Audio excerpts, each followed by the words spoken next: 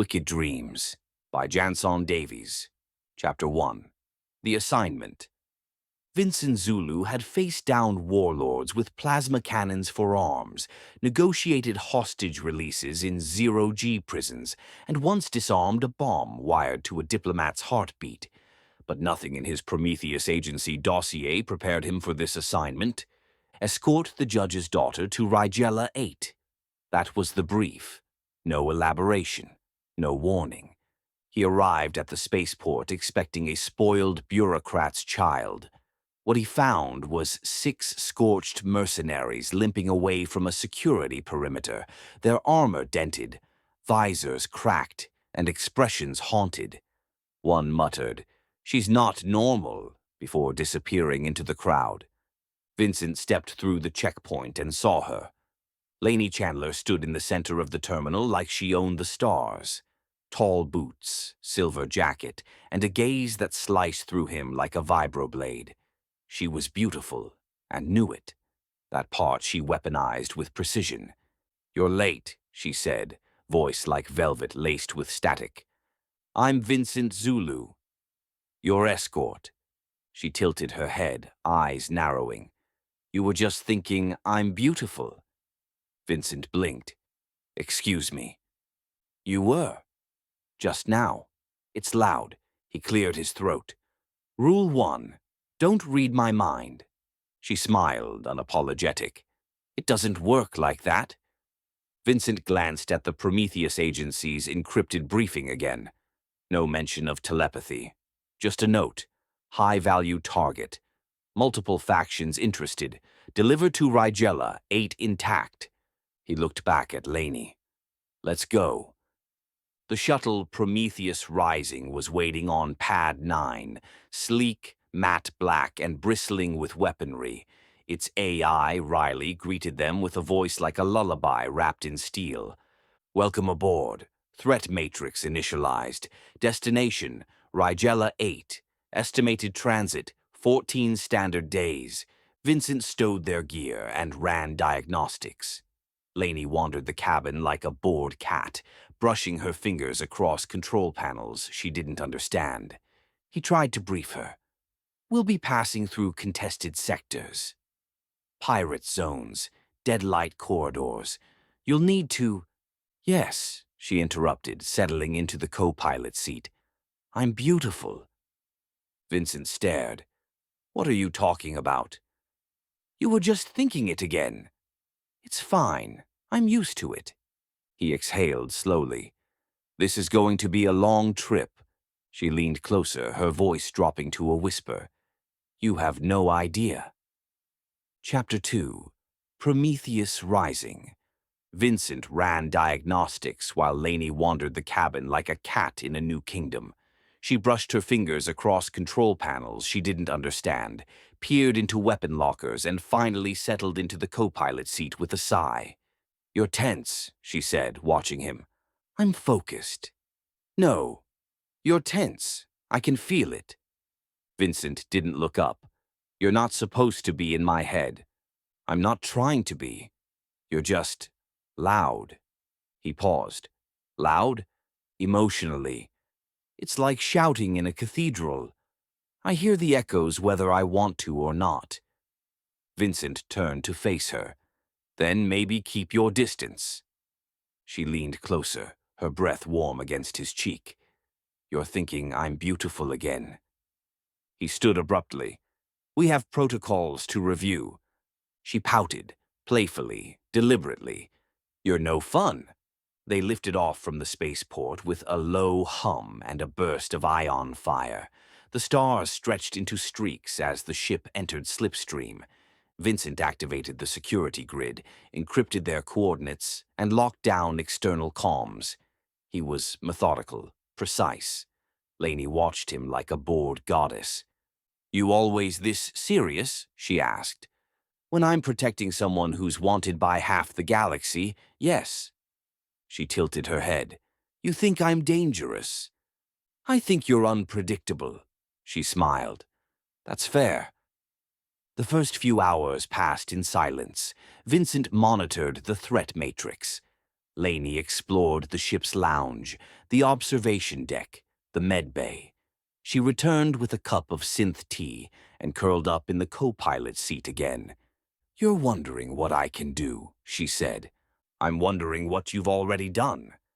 She sipped her tea. "I don't control it, you know. The mind reading, the dream stuff. It just happens." Vincent frowned. "Dream stuff?" She looked at him over the rim of her cup. "You'll see." Chapter 3. Dream Intrusion. Vincent Zulu didn't dream often. Years of combat conditioning had trained his mind to sleep like a locked vault. No memories, no fantasies, no vulnerabilities. But that night, aboard Prometheus Rising, the vault cracked. He dreamed of Lanie. She stood in a field of bioluminescent grass, her silver jacket glowing like starlight. The sky above was a swirl of nebulae and moons, and her voice echoed through the dream like music underwater. "You're dreaming," she said. Vincent turned. "I know," she smiled. "I made it beautiful for you." He woke with a jolt, heart racing, breath shallow. The cabin lights were dimmed. The ship hummed quietly. Lanie was asleep in the co-pilot seat, curled up like a cat, her hand resting on the console. Vincent sat up, rubbed his face, and checked the time. 4 hours of sleep. He felt like he'd run a marathon. Riley spoke softly. "Vitals elevated. Recommend hydration and meditation." Vincent ignored the AI. He walked to the galley, poured a cup of synth water, and stared out the viewport. Stars drifted past like ancient ghosts. She entered his dreams. Not just entered, reshaped them. Later, he confronted her. "You were in my head," Lanie blinked. "I was asleep. You spoke to me." "In the dream," she shrugged. "I don't control it." "Not really." Vincent leaned against the bulkhead. "It was vivid. Too vivid. I woke up exhausted." She looked guilty for a moment, then covered it with a smirk. "I didn't even take you to the wicked places." He frowned. "What does that mean?" She sipped her tea. "You'll see." The next sleep cycle was worse. Vincent dreamed of alien attackers, insectoid raiders with plasma blades, zero-G combat in a collapsing space station, Lanie screaming as she was dragged into a vortex of light. He fought. He bled. He woke with bruises he couldn't explain. "You're affecting my readiness," he told her. She laughed. "You're stronger in your dreams than you think." "I don't want to be strong in dreams. I want to be alert in reality." She leaned close. "Reality's overrated." Chapter 4. The First Strike. Vincent Zulu had trained for every kind of ambush: pirates in asteroid belts, rogue AI drones, even diplomatic assassins disguised as monks. But nothing prepared him for the moment he couldn't tell if he was awake. It started with a whisper. "Vincent," Lanie said in the dream, her voice echoing through a cathedral of stars. He turned. She stood on the hull of Prometheus Rising, barefoot, surrounded by floating shards of memory, his childhood, his first kill, the moment he signed with Prometheus Agency. "You're dreaming," she said. "No," he replied. "I'm piloting." She smiled. "Not anymore." Vincent woke to alarms. "Boarding attempt detected," Riley announced, voice sharp and urgent. "External hull breach imminent. Threat level critical." He was already moving, grabbing his plasma rifle, slamming the override on the cockpit seal, activating the internal defense grid. The ship shuddered as magnetic clamps latched onto the hull. A boarding pod hissed against the airlock. Vincent reached the corridor just as the breach began. The airlock door buckled. He fired through the crack, blue plasma slicing into the void. Insectoid raiders spilled in, six-legged, armored, fast. Their eyes glowed with hive intelligence. One lunged. Vincent dropped it with a headshot. "Lanie!" he shouted. She appeared behind him, eyes wide, barefoot, just like in the dream. "Stay back," he ordered. She didn't move. I saw this already. What? In your dream? You died. Vincent fought like a man possessed. He used every trick: ricochet shots, zero-G flips, hull depressurization. The corridor filled with smoke and screams. Riley rerouted oxygen, sealed compartments, and deployed countermeasures. By the time the last raider fell, Vincent was bleeding from a shoulder gash and panting like a beast. Lanie stepped over a corpse and touched his arm. "You're awake now," she said softly. He pulled away. "You almost got me killed." "I warned you." "You manipulated me." She looked hurt. "I didn't mean to." Vincent stared at her. "Then stop. No more dreams, no more whispers, no more illusions." She nodded. "Okay." Then she smiled. "But you were handsome in the dream." Chapter 5. The Pact. The aftermath of the boarding attack lingered like smoke in Vincent's mind. He patched the hull, reset the security grid, and ran diagnostics on every system twice. Riley reported no lingering threats, but Vincent didn't trust silence anymore. Lanie sat cross-legged on the observation deck, watching stars drift past like ancient spirits. Her silver jacket shimmered in the low light. She hadn't spoken since the attack. Vincent approached, arms crossed. "You saw it coming." She nodded. "In your dream. You died." He sat across from her, wary. "You didn't warn me." "I didn't know it was real until it happened." Vincent studied her. "You said you'd stop." "I will." "Promise." She looked up. "I promise not to manipulate your dreams." He waited. "And I'll try," she added, "not to look so beautiful. If it helps." Vincent didn't laugh. "It doesn't." The next few days were quiet. Lanie kept her distance, physically, psychically. She spent hours in the lounge, sketching constellations on a tablet, humming melodies Vincent didn't recognize. Vincent trained. He ran combat simulations, recalibrated weapons, and practiced zero-G maneuvers until his muscles burned. He needed control. He needed clarity. Riley monitored them both. Psychic interference reduced by 87%, the AI reported. Emotional tension remains elevated. Vincent ignored it. One night, Lanie knocked on his cabin door. "I can't sleep," she said. He hesitated. "You're not dreaming?" "Not yet." He let her in. She sat on the edge of his bunk, eyes distant. "I didn't ask for this," she said. "The mind reading. The dreams. It's like drowning in other people's noise." Vincent sat beside her. "You ever try to shut it off?" She shook her head. "It's not a switch. It's a storm." They sat in silence. "I used to dream of being normal," she whispered. "Now I dream of surviving." Vincent looked at her. For the first time, she wasn't a weapon or a distraction. She was a person, frightened, fragile, and trying. "I'll get you to Riela 8, he said. "No matter what." She smiled. "Even if I'm trouble?" He nodded. "Even then." Chapter 6. The Siren's Edge. The Siren Belt was a graveyard of forgotten ambitions. Asteroid clusters littered with derelict ships, shattered satellites, and the occasional drifting corpse. Vincent Zulu had crossed it twice before. Both times he'd lost crew. This time he was alone, except for her. "Entering Siren Belt," Riley announced. "Threat probability, 72%. Recommend evasive routing." Vincent adjusted their trajectory, threading the shuttle through a narrow corridor of magnetic debris.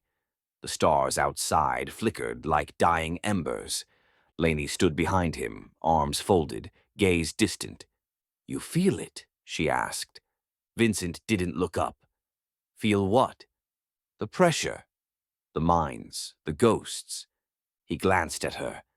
"There are no ghosts." She smiled faintly. Not the kind you think. The first attack came without warning. A cloaked vessel emerged from the shadow of a fractured cruiser, its hull jagged and pulsing with psychic interference. Riley screamed a warning. Too late. Vincent fired thrusters, rolled the shuttle, and launched countermeasures. The enemy ship responded with a psychic pulse that rattled the cabin and made Vincent's vision blur. He saw Lanie, bleeding, screaming, reaching for him. Then he saw himself, floating outside the ship, eyes frozen, mouth open in a silent scream. "Vincent!" Lanie shouted.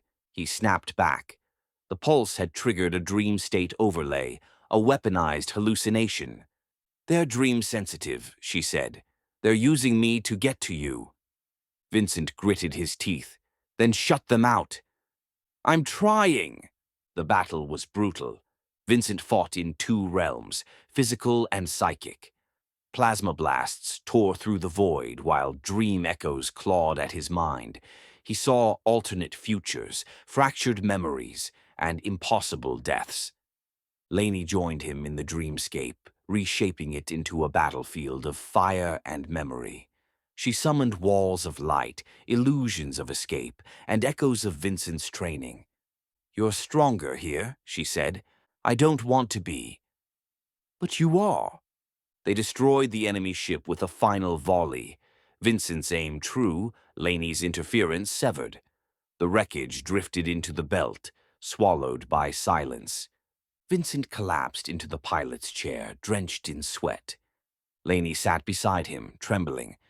"I didn't know they could use me like that," she whispered. Vincent looked at her. "Now you do." She nodded. "I'll be more careful."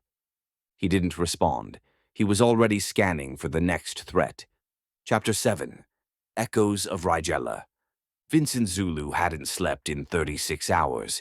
He didn't trust sleep anymore. Not with Lanie aboard, not with the Siren belt behind them and half the galaxy still hunting her. He stared at the nav console, eyes bloodshot, fingers twitching. Riley dimmed the cabin lights in response to his elevated vitals. "Recommend rest," the AI said gently. Vincent ignored it. Lanie entered the cockpit, barefoot again, wrapped in a thermal blanket. Her hair was tousled, her expression unreadable. "You're unraveling," she said. "I'm fine. You're seeing things." Vincent turned to her. "You don't know what I'm seeing." She sat beside him. "You saw your brother last night. He died 10 years ago." Vincent froze. "I didn't mean to hear it," she whispered. "It was loud." The hallucinations had started after the psychic ambush in the Siren belt. At first, they were dreams, fractured memories, alternate futures, impossible deaths. But now they bled into waking life. Vincent saw shadows where there were none, heard voices in the hum of the engines, felt phantom bruises on his skin. He didn't tell Lanie. She already knew. Later, in the observation deck, she sat beside him in silence. "I think someone's amplifying the attacks," she said. "Not just pirates. Not just mercs." Vincent looked at her. "Who?" She hesitated. "Someone in the Federation. Someone who doesn't want my father to reach the tribunal." Vincent frowned. "You think this is political?" She nodded. "Planetary boundaries, resource rights. My father's ruling could shift entire economies." Vincent exhaled. "And you're the leverage." She looked at him. "I'm the gun to his head." That night, Vincent dreamed of Riela 8. He stood on the landing pad, Lanie beside him, her eyes glowing with starlight. The judge approached, flanked by guards. Then the sky split open, and fire rained down. Vincent woke, gasping. Lanie was already there, hand on his shoulder. "I saw it too," she said. Chapter 8. The Betrayer's Signal. Vincent Zulu didn't believe in coincidences. So when Riley intercepted a transmission on a restricted Federation channel, encrypted, masked, and bouncing off a derelict relay, he knew someone was leaking their position. Origin unknown, Riley reported. Signal embedded in a diplomatic ping. Intended recipient, Riela 8. Vincent stared at the data stream. The encryption was Prometheus grade. Internal. Someone inside the agency, he muttered. Someone wants her taken. Lanie stood behind him, silent. She didn't ask what the signal meant. She already knew. They rerouted through the deadlight corridor. It was a desperate move, uncharted space, gravitational anomalies, and no guaranteed exit vector. But it was the only way to shake the tail. Deadlight corridor is unstable, Riley warned. Probability of hull stress, 48%. Probability of psychic interference, 63%. Vincent locked in the course. Do it. Lanie didn't protest. She just sat in the co-pilot seat, eyes closed, lips moving in silent prayer. The corridor was worse than expected. Time bent, stars flickered in reverse.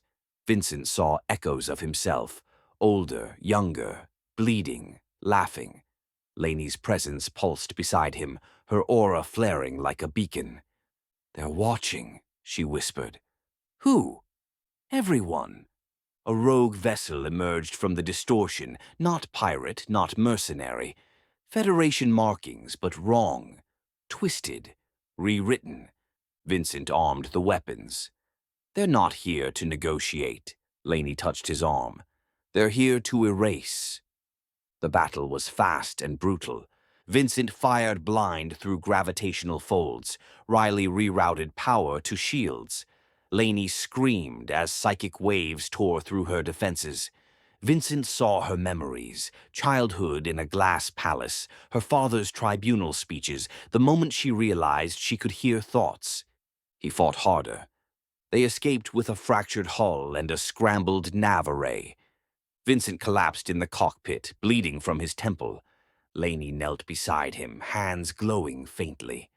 "I can heal dreams," she said, "not bodies." Vincent smiled through the pain. "Then dream me whole." She closed her eyes. Chapter 9. The Dream War. Vincent Zulu had fought in jungles, deserts, orbital stations, and underwater bunkers. But nothing compared to the battlefield Lanie pulled him into now. It began with a whisper. "You're dreaming," she said. Vincent blinked. He was standing on the bridge of Prometheus Rising, but the stars outside pulsed like heartbeats. The console melted into sand. Lanie floated above the deck, her eyes glowing silver. "This isn't real," he muttered. "It is," she said. "Just not yours." The psychic attack came from 3 directions. Mercenary minds trained to invade, distort, and fracture. They didn't breach the hull. They breached Vincent. He saw his own death, 27 variations. Lanie screaming. Lanie silent. Lanie gone. He fought back. In the dreamscape, he summoned weapons from memory, plasma blades, zero-G rifles, tactical drones.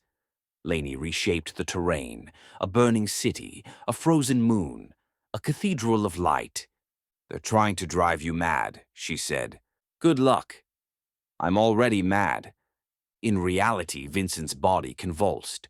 Riley rerouted oxygen, stabilized vitals, and deployed neural dampeners. The ship drifted in silence, surrounded by cloaked vessels that never fired a shot. They didn't need to. They were inside. Vincent and Lanie fought together, mind to mind, memory to memory. She amplified his focus, shielded his trauma, redirected his rage. "You're bleeding," she said. "Keep going. You're burning." "I've burned before." One by one, the attackers fractured. Their minds collapsed under Vincent's counter-pressure, his discipline, his pain, his refusal to break. Lanie sealed the dreamscape behind them, locking it like a vault. Vincent woke, gasping. Lanie was beside him, pale and trembling. "You fought like a god," she whispered. "I fought like a man." She touched his face. "You're both." Riley reported the enemy vessels had vanished. No trace, no signal, no wreckage. Vincent stared at the stars. "They'll be back," he said. Lanie nodded. "But next time they'll know what you really are." Chapter 10. The Final Descent. Riela 8 shimmered on the horizon, blue-gray atmosphere, twin moons, and the jagged silhouette of the tribunal spire rising like a blade from the planet's surface. Vincent Zulu stared at it through the viewport, jaw clenched. 2 weeks of psychic warfare, alien ambushes, and dream manipulation had left him bruised, exhausted, and changed. Lanie sat beside him, silent. She hadn't entered his dreams in 3 days, not since the Deadlight Corridor, not since she saw what he was hiding. "You're quiet," he said. "I'm listening." "To what?" She turned to him. "To everything." Riley pinged a proximity alert. Unidentified vessel approaching. No transponder, no response to hails. Vincent activated the weapons grid. Of course. The ship was small, fast, angular, designed for interception. It didn't fire. It didn't speak. It just matched their descent vector, shadowing them like a predator. "They're waiting," Lanie said. "For what?" "For us to land. For the handoff." Vincent frowned. "You think they're tribunal affiliated?" She shook her head. "I think they're the last test." The ambush came as they entered Riela's upper atmosphere. The enemy ship fired a pulse cannon, non-lethal, designed to disable. Vincent rolled Prometheus Rising, countered with a flare burst, and dove through a thermal pocket. Riley rerouted power to shields. Lanie braced herself against the console. "They're not trying to kill us," Vincent muttered. "No," she said. "They want me alive." Vincent fired a precision volley. 3 shots, 1 hit. The enemy ship spiraled, clipped a weather satellite, and vanished into cloud cover. "Threat neutralized," Riley confirmed. Vincent didn't relax. Not yet. They landed on Pad 7 of the tribunal compound. Security teams swarmed the shuttle, uniformed, armed, and alert. Judge Chandler stood at the edge of the platform, flanked by guards, his expression unreadable. Vincent powered down the engines. Lanie stood, brushed off her jacket, and turned to him. "You did it," she said. Vincent nodded. "Barely." She hesitated. "You saw me at my worst." "I saw you survive," she smiled. "I'll always be your dream girl, you know." Vincent didn't answer. He just watched her walk away. Chapter 11. Dreamless. The tribunal ruling came down in a single sentence. Judge Chandler stood before the Federation Accord, his voice steady, his decision final. Planetary boundaries would remain as they were. No concessions, no coercion, no compromise. It was over. The factions that had hunted Lanie for leverage vanished like smoke. The encrypted threats stopped. The psychic attacks ceased. The galaxy exhaled. Vincent Zulu watched it all from a distance. No longer her escort, no longer her shield. Just a man who had survived something mythic. He stayed on Riela 8 longer than planned. Prometheus Agency offered him a new assignment. He declined. Riley went into standby. The shuttle rested in the hangar like a sleeping beast. Vincent wandered the tribunal gardens where gravity was soft and the air smelled like rain. He didn't expect to see her again, but she found him. Lanie wore civilian clothes now, no silver jacket, no tactical boots. Just a soft blue tunic and a quiet smile. "You look tired," she said. "I'm resting." "You never rest," he shrugged. "I do now." She sat beside him on the bench, close but not too close. "My father asked me to stay," she said. "Help with the post-ruling negotiations." Vincent nodded. "You'll be good at it." She looked at him. "I don't want to be good. I want to be honest." He turned. "You were always honest." "Too honest," She smiled. You were always guarded. Too guarded. They sat in silence. No alarms, no psychic pulses, no dream intrusions, just wind and breath and the slow rhythm of peace. Later, she reached for his hand. I don't hear you anymore, she said. Vincent raised an eyebrow. What changed? You stopped shouting. He looked at her. Or maybe you started listening differently. She leaned in. Maybe I just wanted to hear something else. They kissed beneath the twin moons of Riela 8. It wasn't dramatic. It wasn't dreamlike. It was real, unexpected, quiet, and true. Neither of them had predicted it, but both of them knew. After everything, this was the beginning. Not of a mission, not of a dream, but of something worth waking up for. The end. Please like, comment, and subscribe. Thank you.